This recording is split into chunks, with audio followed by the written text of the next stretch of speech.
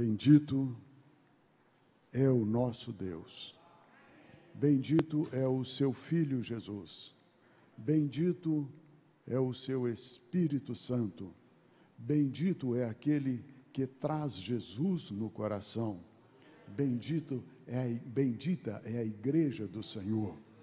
Queridos, nós temos a grande alegria de estarmos na presença do Senhor em comunhão com os irmãos. A palavra de Deus diz que isso é precioso aos olhos de Deus. Hoje, nós vamos estar meditando na palavra de Deus sobre o tema de o fruto dos lábios. O fruto dos lábios, que traz muitas consequências para as nossas vidas, boas e outras perigosas. Mas nós buscaremos entender um pouquinho disto hoje. E, para tanto, nós estaremos lendo a palavra de Deus conforme está escrito no Evangelho de Mateus, no capítulo 12, estaremos lendo os versos de 33 ao 37.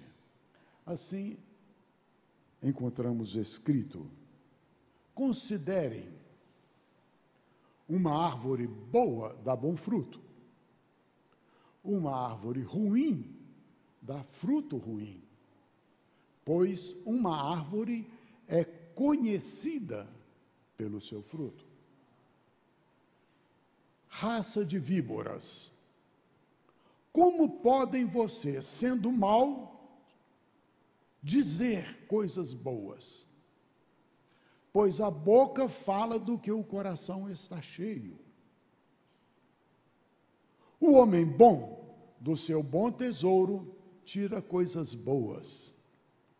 O homem mau, do seu mau tesouro, tira coisas más. Queridos, estas coisas Jesus falou quando no seu ministério, ainda na região onde ele morava. Ele morava, quando criança, lá na cidade de Nazaré, e depois ele mudou-se para Cafarnaum, à beira do mar. E Jesus constantemente ia à sinagoga e pregava o Evangelho, e todos se admiravam do Evangelho. Mas quando Jesus realizava milagres, isto enchia o coração dos religiosos de inveja. E Jesus, conhecendo-lhes o coração, parece que intencionalmente, todo sábado Jesus fazia uma cura dentro da sinagoga. E, por isso, mais ainda, eles se enfureciam, porque eles diziam no seu coração: ele quebra a palavra de Deus quando cura no sábado. E é esta a situação de que eles, cada dia, ofendiam o Senhor com coisas mais maliciosas. Até que um dia eles falaram: ele cura os enfermos pelo poder de Beelzebul. Aí eles tropeçaram na rocha de escândalo. Há coisas, queridos, que a gente tem que poupar os nossos lábios. Nós vamos pensar um pouquinho sobre isso hoje. E eles tropeçaram veio nesta área. E para resolver isso, Jesus, no capítulo 13, nós não colocamos o texto do capítulo 13, porque é muito conhecido, quando Jesus vai ensinar a parábola do joio e do trigo. E a parábola do joio e do trigo, ela exemplifica bem esta situação. A parábola do joio e do trigo, Jesus diz que o joio e o trigo são bastante parecidos. Bastante parecidos. O que acontece? Qual a diferença? O pendãozinho da espiga do joio, ele não dá tantos grãos quanto o trigo. Então, ele fica sempre em pé.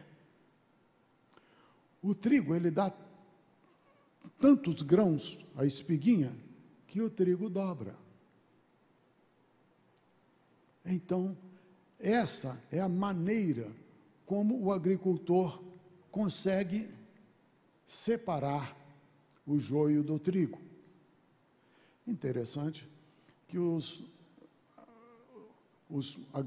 discípulos um dia foram falar. Então, os trabalhadores, né, foram falar com o fazendeiro: olha, dá-nos ordem que nós vamos lá e vamos arrancar o joio e deixar o trigo. O dono da fazenda, da plantação, disse: não façam isso. Não façam isso. E se houver uma espiga de milho, de trigo, que tem poucos grãos, o que vocês vão fazer? Porque eles são extremamente parecidos, só a postura é que diferencia. Então ele falou: não façam isso. Deixem crescer juntos, na época certa haverá a colheita. Recolherá-se-á o joio e queimar-se-á, e o trigo será recolhido. Jesus, ele disse isso, mas os discípulos não entenderam. Passados alguns momentos, eles estavam em um lugar separados, e os discípulos perguntaram a Jesus: explica-nos essa parábola. E Jesus foi dizer-lhes, então, o sentido. A árvore boa. Agora nós estamos fazendo um paralelo entre os dois textos, viu, gente?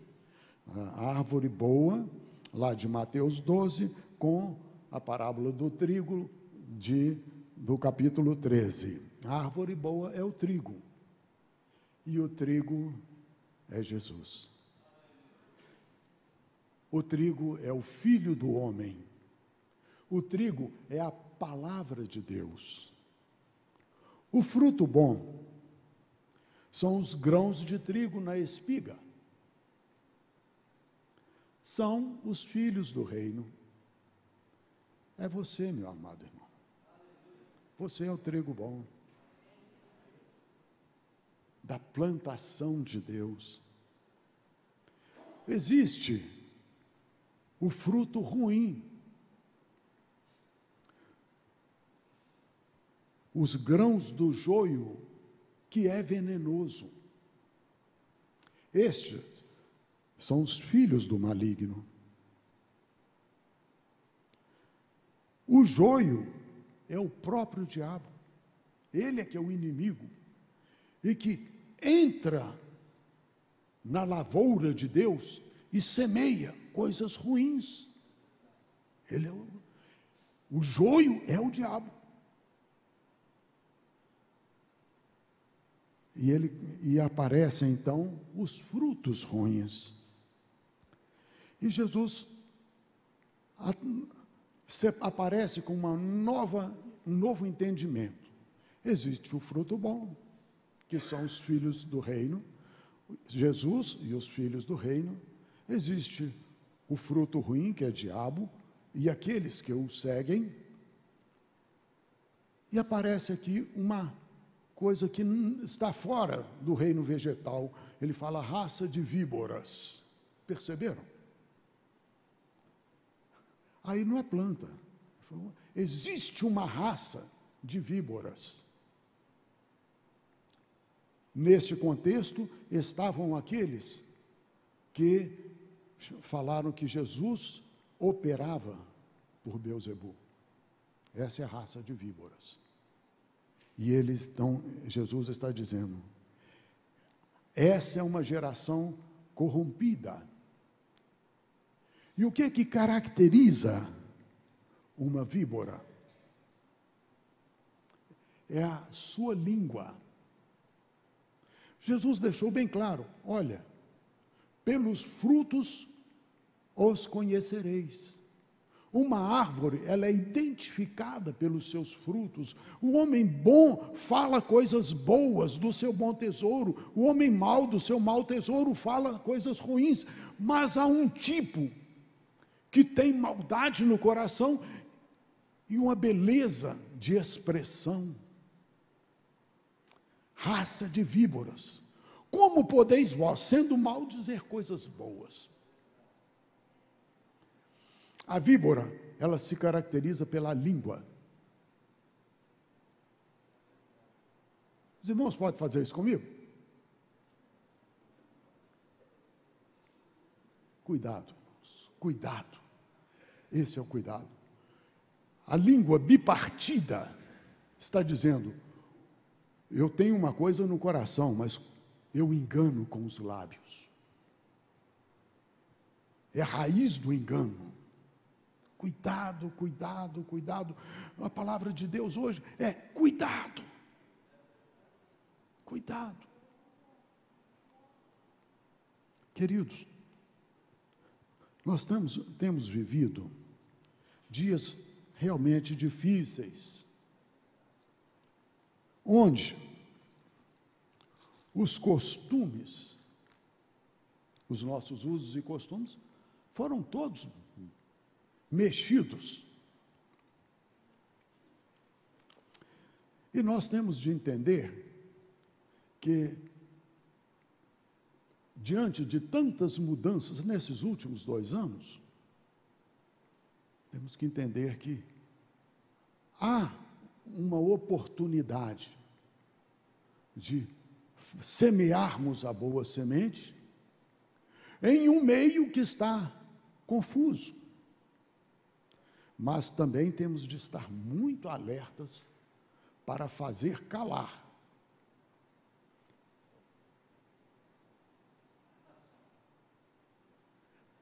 É só o discernimento espiritual. Humanamente, nós não podemos fazer nada. Isso também decorre outras coisas. Todas as igrejas são compostas por pessoas imperfeitas. Todas as igrejas. Por pessoas de todas as raças e classes sociais. Há crentes maduros e crentes imaturos.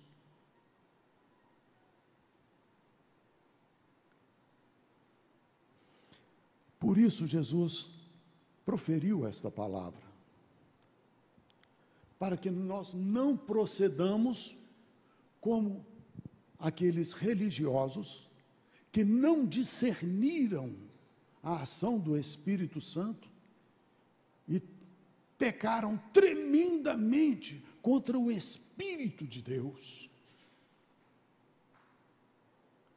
Jesus chegou a explicar, cuidado, por tuas palavras serás justificado, por tuas palavras serás condenado.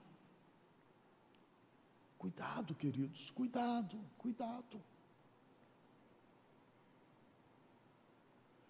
Então, quando acontecem essas mudanças de usos e costumes nas igrejas, alguns se entristecem.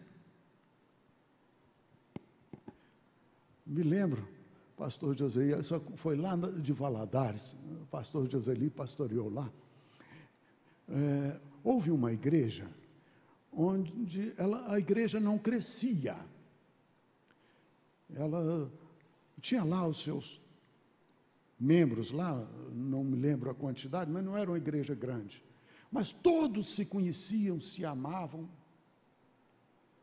E chegou o tempo em que houve mudança na direção da igreja, e o pastor que chegou lá, ele chegou com a corda toda, e começou a incentivar os cultos evangelísticos e reuniões evangelísticas, e a igreja começou a crescer. Não demorou muito que a igreja já tinha triplicado o tamanho. E aqueles irmãozinhos que estavam acostumados àquela reunião, àquela comunhão tão gostosa, essa igreja já não é mais aquela.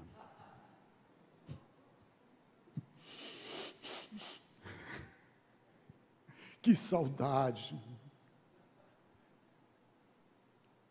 Então, irmãos, as mudanças, elas vêm.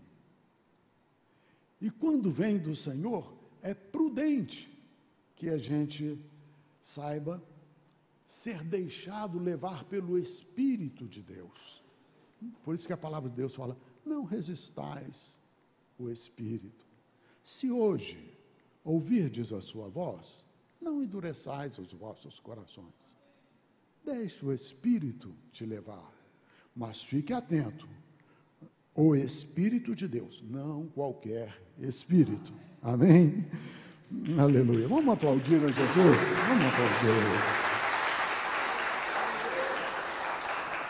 Nós temos encontrado algumas pessoas que já estiveram aqui conosco, nós encontramos em alguns lugares, e elas estão desigrejadas.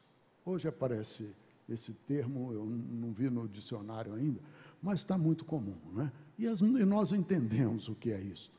A pessoa ficou desigrejada.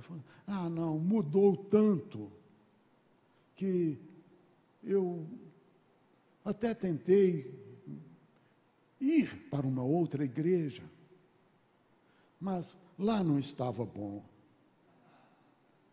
Fui a mais outra igreja, lá não estava bom. Irmãos, vamos repetir, toda igreja tem problema. Toda igreja existe para resolver problemas. Toda igreja tem doentes, e a igreja é como um hospital, ela vai curar, pelo poder do Senhor, aqueles que estão feridos.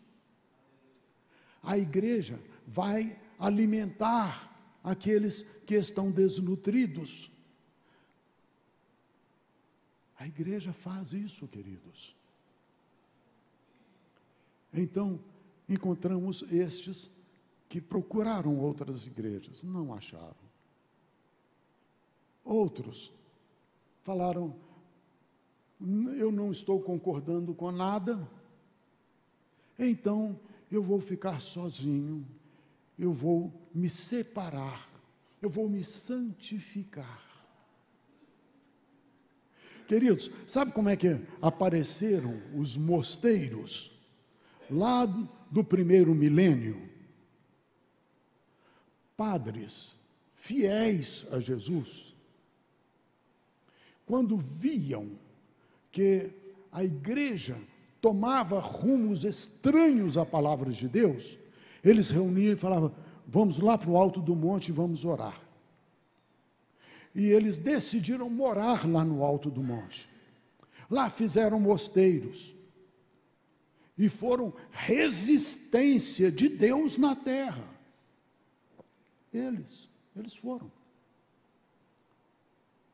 Não piorou muito por causa de homens que foram para lá, mas com o tempo acostumaram-se com aquela vida separada e estéril.